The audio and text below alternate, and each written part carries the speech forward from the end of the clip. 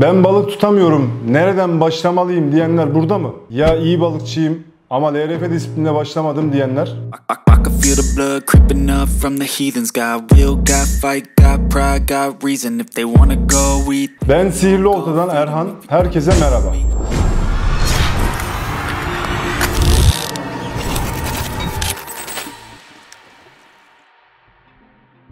Son yıllarda atçek disiplininde en çok duyduğumuz LRF tekniği nedir?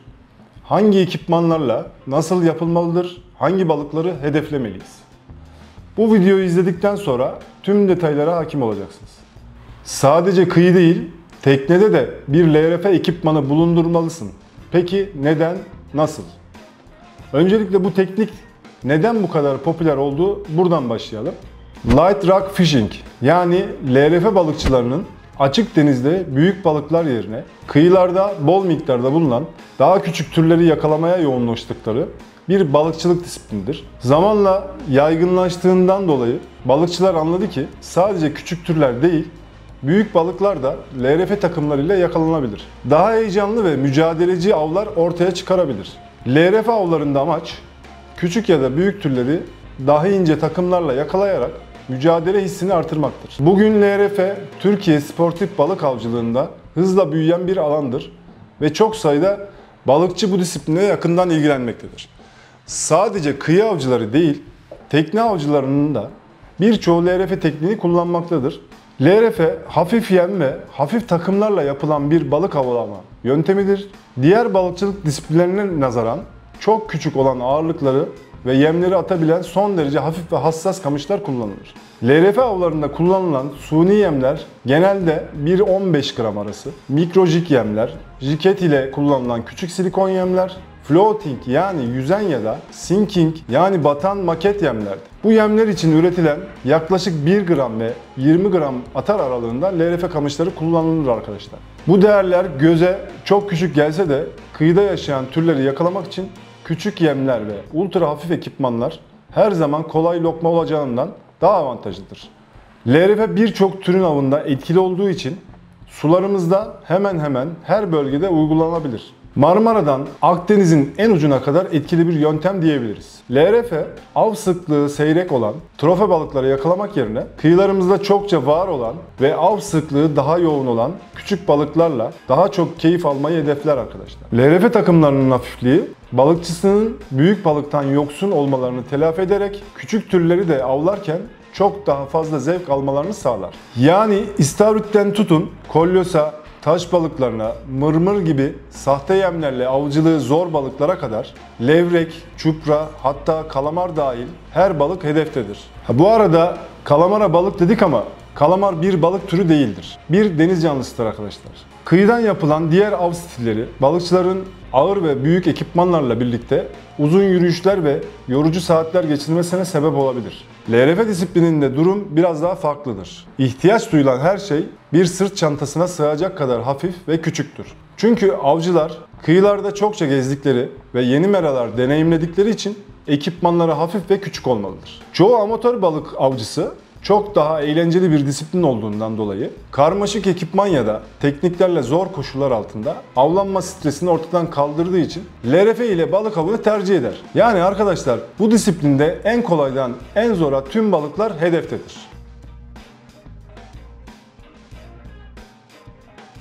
Geldik işin en merak edilen kısmına. LRF ile balık avı için nasıl bir olta takımı gerekli, bundan bahsedelim. Bu sorunun cevabı av bölgesine göre ya da hedeflenen balığa göre değişiklik gösterebilir. Özellikle yeni başlayanların zorlandığı kamış seçimini yaptığımızda takımımız büyük oranda şekillenmiş olur. Kamış seçimini yapabilmek için hangi özelliklerde yemleri kullanacağımızı bilmemiz gerekiyor. Bu durumda öncelikle hedef balıklarımızı belirleyip hedeflenen balıklarda hangi yemlerin etkili olduğunu öğrenmeliyiz. Eğer bu konuda net bir bilginiz yoksa ya da daha geniş av sahasına sahipseniz genel olarak birçok disipline hitap eden kamışlardan yana tercihler yapabilirsiniz. Eğer sabit bir bölge ya da özellikle belirgin bir balık türünü hedefliyorsanız sık kullanacağınız yemlere göre ya da atacağınız yemler belirgin değilse daha geniş atar aralığına sahip kamışları seçmelisiniz. Geniş aralıklarda kamış seçseniz bile bir tercih yapmalısınız. Eğer 10 gram altında hafif yemlerle av hedefliyorsanız 1 gram 10 gram 2 gram, 12 gram ya da 1-15 gibi aralıkları seçebilirsiniz. Eğer yaklaşık 10 gram ve biraz daha ağır yemlere yatkınsanız 2 gram 15 gram, 3 gram 15 gram veya 4 gram 20 gram ya da 1 gram 20 gram gibi geniş aralıklarda kamışları tercih edebilirsiniz. Kamış seçerken faydalanabileceğiniz ya da tercihinizi netleştirebileceğiniz bir etken de derinliktir. Eğer av bölgeniz sığ ise daha hafif yemler atacağınız için daha düşük atarlı kamışları tercih edebilirsiniz. Eğer derin sularda av yapacaksanız yemin dibe batması için ağır yemler kullanılmalı. Ağır yemler için de daha yüksek atar aralıklarında LRF kamışları tercih etmelisiniz. Genel kullanımda her balık hedef dahilinde olsa da 1 gram 3 gram gibi düşük ağırlıkta yemleri yüzdürmeniz ile hissetmeniz zorlaşır. En çok sorulan sorulardan biri de karides sahteler özelindedir. Genel kullanımda seçeceğiniz bir LRF kamışı ile karides yüzdürmek nispeten zordur. Aji LRF kamışları özellikle Japon avcılar arasında en yaygın kullanılan LRF kamış türlerinden biridir. Aji kamışlarının tüm gövdede hızlı aksiyona sahip olmaları, uç bölgede esnek olmaları, sert gövdeye sahip olmaları ve ultra hassas yapıda olmaları öne çıkan en belirgin özellikleridir. Özellikle istavrit, kolyoz, uskumru ya da yazılı orkinos gibi orta su balıklarının avlarında ve sığ sularda levrek, eşkina, iskorpit, karagöz, sargoz ve çupra gibi balıkların avlarında tercih edilebilir. Aji avlarında suda yavaş batan çok hafif yemler tercih edilir. Aji kamışlarına bu hafif yemleri atabilecek nitelikte atış kabiliyeti kazandırmak için kamışların uç kısmı yumuşak yapıda tasarlanır. Bu yumuşak ve hızlı uç tasarımı hafif yemlerin atışında avantaj sağlamakla beraber esnek uç sayesinde mücadele esnasında ağız yapıları hassas olan bu balık türlerinin ağız yırtılmalarının da önüne geçilir. Mebaru LRF kamışları.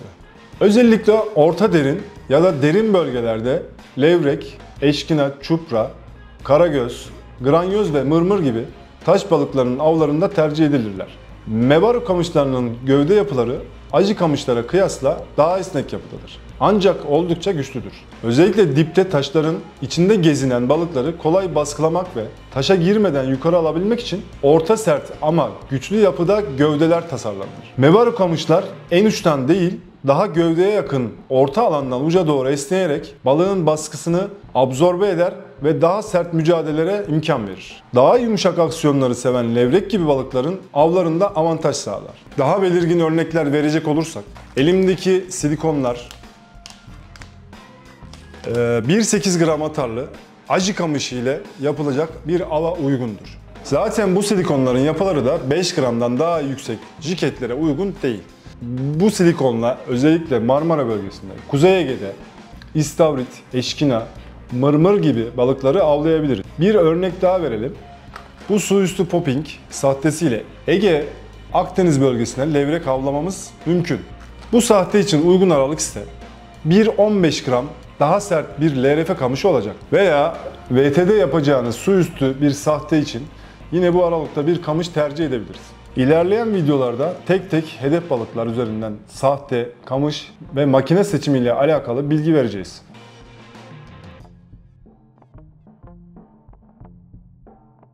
LRF balıkçılığına giden balıkçıların büyük çoğunluğu genellikle 1000'lik, 2000'lik ve en fazla 2500 kafa boyutlarına küçük ve hafif spin makineler kullanmak. Daha ağır ve büyük kafaya sahip makineler kamışın dengesini bozar ve ağırlığından ötürü daha yorucu olacağı için teknik olarak ya da pratikte kesinlikle uygun değildir. Aslında disiplinin temeline de aykırıdır. LRF için makine seçerken kamışın ilk halkasının makine kafası ile oranına da dikkat etmeliyiz. Eğer çok küçük halkaya sahip bir kamış kullanıyorsak makine kafası da çok küçük olmalıdır. Eğer olması gerekenden büyük bir makine kullanırsak ip atış esnasında halkaya çarpma yapacaktır. Makine kafasından çıkan ip spiraller halinde kamış halkasından geçer. Eğer oluşan bu spiraller halkanın çapından geniş olursa ip halkadan geçmez ve dolanma yapar. Birçok avcı LRF disiplininde ipini atış esnasında dolandırır. Bunun sebebi ipin kaliteli bir ip olduğunu varsayarsak yanlış makine kamış kombinidir. Daha başlamadan avınız biter arkadaşlar.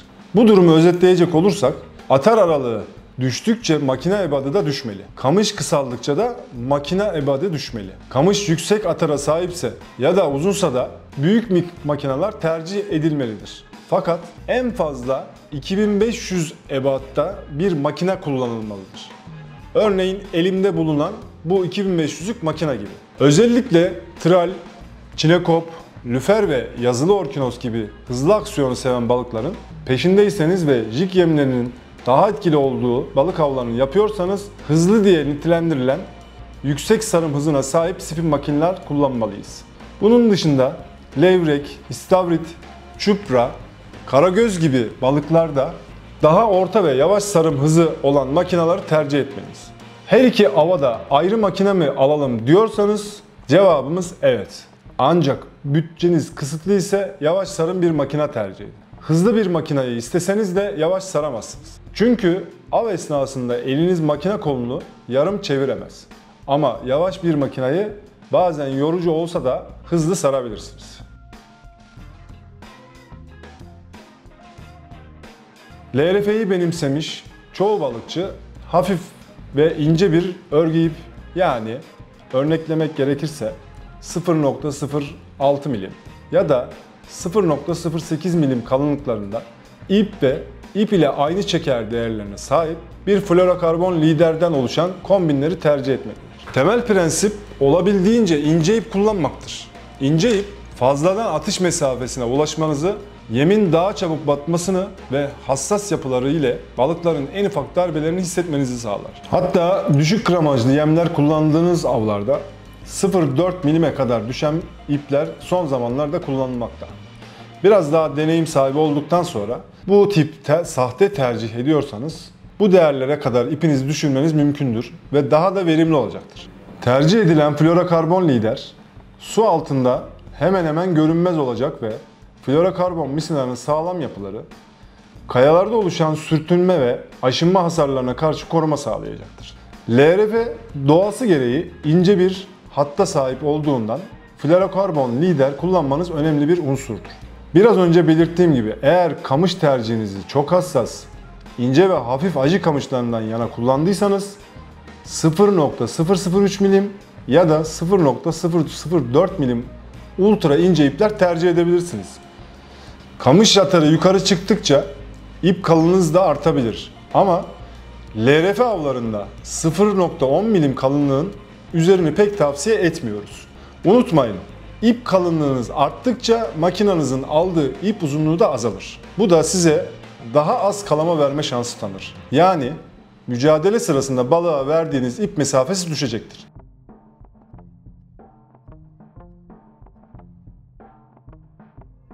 LRF avlarımız için yem seçerken öncelikle kamışımızın atar değerleri arasında kalmaya dikkat etmeliyiz. Asla kamışımızın üst atar sınırını zorlamamalıyız. Kamışlar genellikle en iyi performansı atar aralıklarının ortalama değerlerinde verir.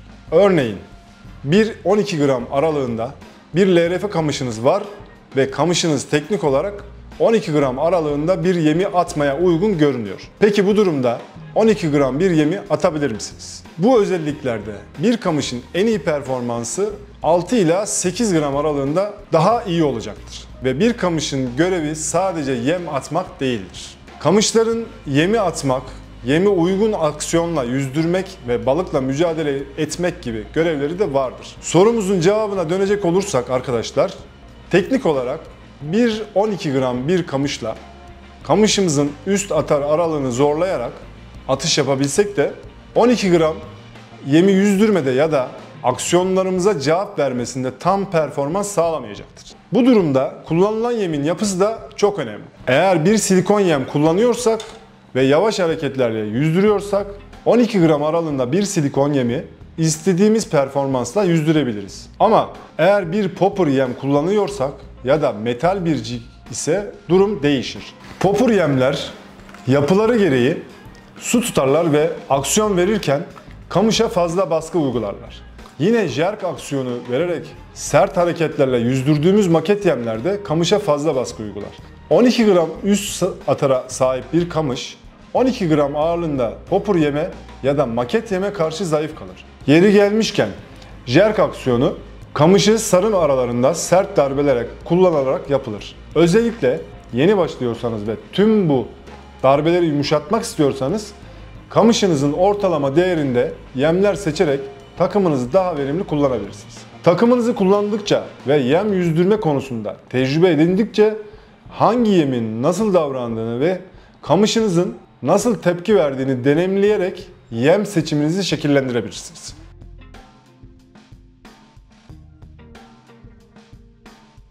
LRF balıkçılığında genellikle silikon yemleri yüzdürmek için geliştirilmiş ağırlıklı kancalar kullanılmaktadır. Bunların genel adı jiket olarak geçer. Kanca başına ya da gövdesine yerleştirilmiş kurşunlarla yapılan jiket kancalar oldukça hafif olan silikonların atışını ve batmasını sağlar. Avlanılan meranın derinliğine göre ya da kullanılan silikonun yapısına göre birçok farklı formda kullanabilirsiniz. Farklı ağırlık ve kanca ebatlarında oldukça fazla çeşit vardır. Bunun yanında ağırlıksız kullanılacak ya da ağırlığı bedende uygulanacak olan silikonlar için ağırlıksız iğneler yani offset iğneler kullanabilirsiniz arkadaşlar. LRF yemlerin yüzdürülmesinde kullanılan birkaç farklı ağırlık çeşidi vardır. Kimi zaman jiket gibi yeme, kimi zaman yemin daha gerçekçi hareket etmesini sağlamak için yemden 50 santim kadar önde misina üzerine uygulanırlar. Bunlara genel olarak sinker denir.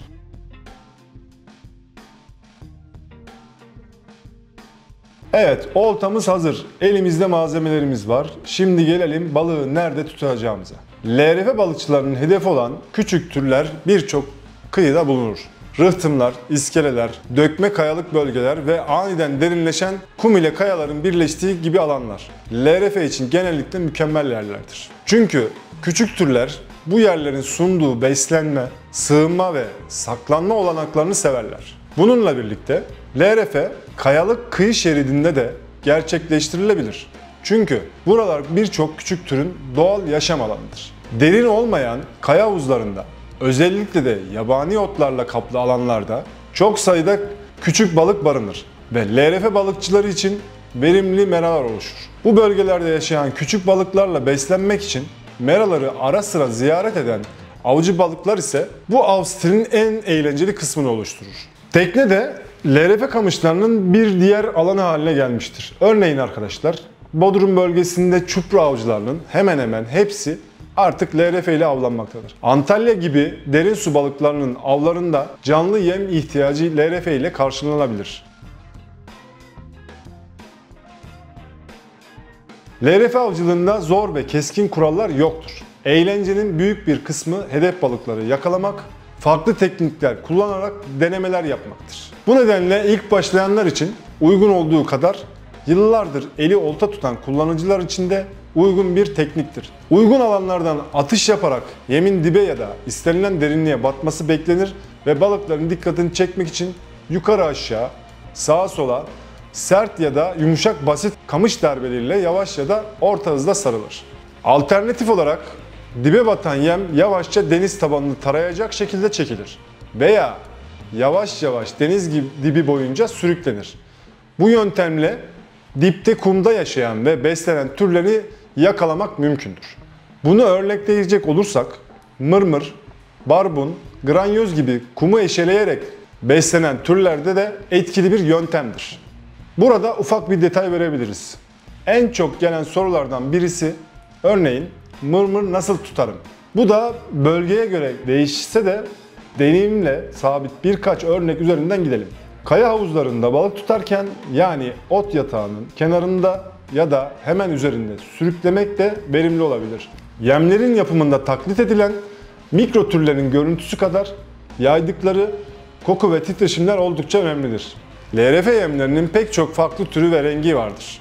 Bu noktada avcılar kullandıkları yemlerin verimliliklerini avlarının bir kaydını tutarak en verimli yemler konusunda bilgiye sahip olabilirler. Genel olarak karanlık veya bulanık sularda beyaz ya da renkli bir yem en iyi sonucu alırken berrak suda daha doğal yemler tercih edilebilir ama bunlar değişkenlik gösterebilir. Deneyim ve ustalık en iyi sonuçları alana kadar yaşanan deneme ve yanılma durumudur. Bizim deneyimlerimizle verim aldığımız birkaç örnek sahteyi de hızlıca gösterelim. Bunlardan bir tanesi silikon yemlerdir. Birkaç tanesi su üstü popur yemlerdir. Bir tanesi silikon karides yemdir. Bunları daha çok örneklendirebiliriz. Gelecek videolarda başka disiplinlerin detaylarını da sizlere aktaracağız. Ayrıca aklınıza takılan sorular olursa yorumlar kısmından ya da sihirliolta.com'da bulunan iletişim kanallarından bizlerle iletişime geçebilirsiniz. Beni dinlediğiniz için teşekkür ederim. Bir sonraki videoda görüşmek üzere. Herkese rastgele.